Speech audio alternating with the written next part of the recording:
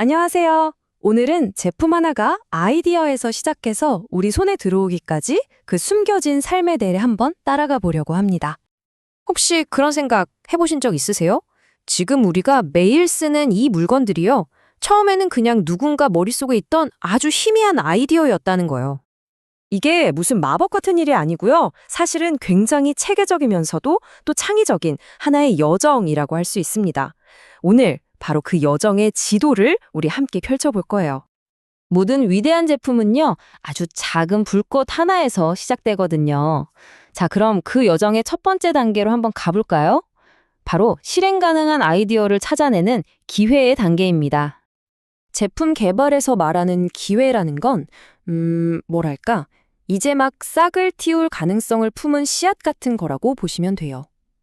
어떻게 하면 새로운 가치를 만들어낼 수 있을까 하는 일종의 가설인 거죠.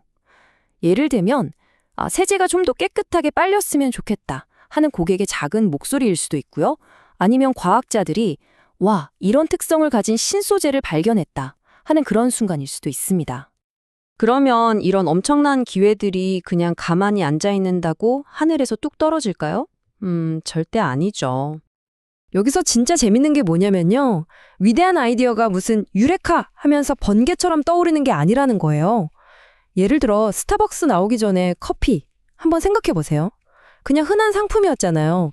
바로 그런 일상적인 걸 완전히 새롭게, 특별하게 만드는 데서 혁신이 시작될 수 있다는 거죠. 아니면 남들보다 한 발 앞서서 불편함을 느끼는 선도 사용자들 있잖아요. 그 사람들을 직접 찾아가서 인터뷰하는 것처럼 아주 체계적으로 기회를 찾아 나서는 겁니다. 자, 이렇게 좋은 기회를 포착했다. 그러면 그 다음은 뭘까요? 바로 이 제품을 실제로 쓸 사람들, 바로 사용자를 아주 깊이 이해하는 단계로 넘어가야 합니다. 이게 정말 중요해요. 와, 이 말이 현대 디자인의 핵심을 그냥 그대로 보여주는 것 같아요. 그쵸? 결국 모든 제품은 사람을 위해 존재하는 거니까요. 기술이 아무리 대반해도 정작 쓰는 사람이 불편하면 그게 다 무슨 소용이겠어요. 근데 이게 말처럼 쉽지가 않아요. 왜냐하면 고객들은 보통 이게 불편해요, 이게 싫어요 이렇게 문제점만 이야기하지 이렇게 만들어주세요 하고 해결책까지 딱 짚어주진 않거든요. 바로 이 지점에서 디자인팀의 진짜 역량이 드러나는 겁니다. 자, 이 표를 보시면 그 과정이 한눈에 들어옵니다. 고객이 그냥 가방, 바닥, 가죽에 다 긁혀서 보기 흉해요 라고 툭 던진 말을요. 개발팀은 책가방 소재는 마찰로 인한 영구적인 자국에 강해야 한다 라는 구체적인 요구사항으로 번역하는 거예요. 또 보세요. 교과서에 바나나가 찌부러지는 것만큼 끔찍한 건 없죠 라는 말을 책가방 내용물은 찌그러짐으로부터 보호되어야 한다 이렇게 바꾸는 거죠. 이게 핵심이에요. 고객의 막연한 불평을 엔지니어가 알아들을 수 있는 언어로 통역해주는 작업인 셈이죠. 자, 이제 우리가 풀어야 할 숙제가 뭔지 명확해졌죠? 그럼 이제부터는 상상력을 마음껏 펼쳐볼 시간입니다. 가능한 모든 해결책을 다 끄집어내보는 아주 창의적인 단계로 들어가는 거죠. 근데 이것도 그냥 막무가내로 자, 아이디어 내봅시다 하지는 않아요. 뛰어난 팀들은 여기 보이는 것처럼 체계적인 5단계 방법을 씁니다. 일단 문제를 다시 한번 명확하게 정해야 하고 그 다음엔 외부, 그러니까 특허나 다른 제품들을 샅샅이 뒤져봐요. 그러고 나서야 우리 팀원들 머릿속을 탈탈 터는 거죠. 이렇게 딱 틀을 잡아놓고 아이디어를 내면 정말 생각지도 못했던 기발한 해결책들이 튀어나오곤 합니다. 그렇죠. 근데 그러다 보면 아이디어가 막 수백 개씩 쏟아져 나올 때도 있어요. 그럼 또 다른 문제가 생깁니다. 이 많은 아이디어 중에 도대체 뭘 골라야 할까요? 이걸 전부 다 만들어 볼 순 없잖아요. 바로 여기서 아주 중요한 선택의 지로에 서게 됩니다. 이럴 때 쓰는 비장의 무기가 바로 여기 보이는 컨셉 스코어링 매트릭스입니다. 한번 보세요. 사용 편의성이나 내구성 같은 우리 다 중요하다고 정한 기준들을 쭉 나열하고요. 컨셉 A, B, C 각각에 대해 점수를 매기는 거예요. 근데 여기서 중요한 건 가중치죠. 예를 들어 제조 용이성이 20%로 제일 중요하다고 설정했잖아요. 그럼 이 점수가 최종 점수에 더 큰 영향을 미치는 겁니다. 이렇게 점수를 쫙 계산하고 나면 어쩐지 A가 끌리는데 같은 감이 아니라 데이터를 바탕으로 가장 합리적인 결정을 내릴 수 있게 되는 거죠.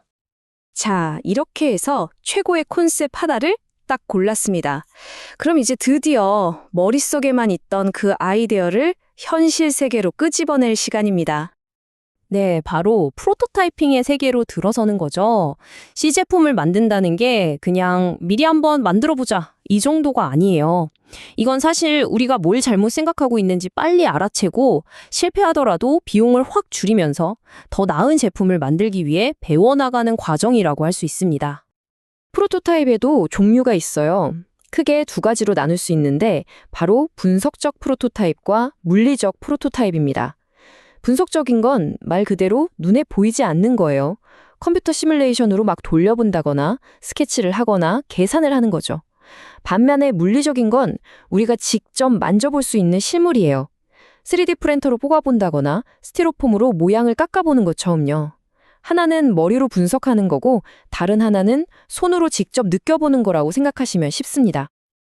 그리고 프로토타입이라는 게 한 번에 짠! 하고 완성되는 게 절대 아니에요. 여기 보시는 것처럼 마치 생물처럼 진화를 합니다. 처음엔 그냥 쓱쓱 그린 스케치에서 시작해서 손에 쥐었을 때 느낌이 어떤지 보려고 간단한 폼 모델을 만들고 그 다음엔 컴퓨터에서 아주 정밀한 3D 모델로 다듬고 마침내 사용자가 직접 써볼 수 있게 실제로 작동하는 버전까지 만드는 거죠. 이렇게 한 단계 한 단계 거치면서 배우고 고치고 점점 더 완성도를 높여나가는 겁니다. 자, 이제 정말 마지막 단계에 거의 다 왔습니다. 제품 하나를 잘 디자인하는 걸 넘어서서요. 이걸 어떻게 하면 수만 개, 수십만 개씩 잘 만들어낼 수 있을까를 고민하는 단계. 바로 생산 준비 단계입니다. 여기서 핵심 개념이 바로 DFM, 제조 용이성 설계입니다. 이게 뭐냐면 제품을 처음부터 만들고 조립하기 쉽고 또 저렴하게 만들 수 있도록 설계하는 거예요. 공장을 돌리지도 전에 미리 비용을 줄이고 품질을 잡는 거죠. 왜냐면 아무리 기가 막힌 제품이라도 만드는데 돈이 너무 많이 들거나 너무 복잡하면 시장에서 살아남을 수가 없으니까요. 제품 원가가 어디서 많이 드는지 한번 뜯어볼까요?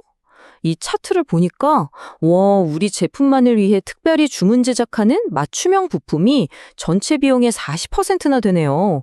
가장 큰 비중이죠. 바로 이겁니다.